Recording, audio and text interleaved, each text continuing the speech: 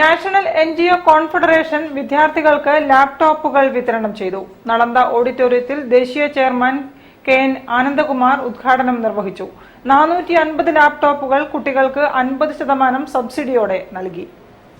National NGO confederation digital transformation programme പ്രകാരം +2 മുതൽ professional കോഴ്സിൽ വരെ പഠിക്കുന്ന വിദ്യാർത്ഥികൾക്ക് 40,000 രൂപ വിലയുള്ള HP ബ്രാൻഡഡ് ലാപ്ടോപ്പുകൾ 50% വിലയ്ക്ക് വിതരണം ചെയ്തു.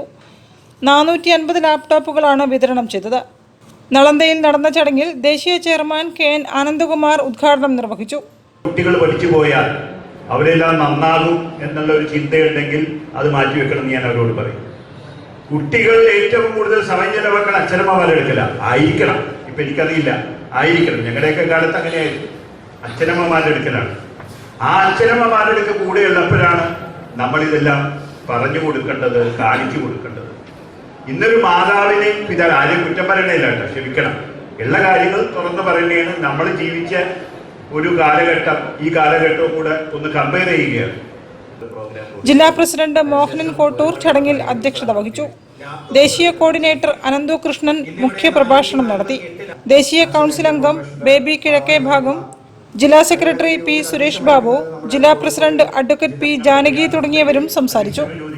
News bureau, Kozhikode. 13ാമത് സേവക് ഉത്തരമേഖല നഴ്സറി കലോത്സവം ഫെബ്രുവരി 10, 11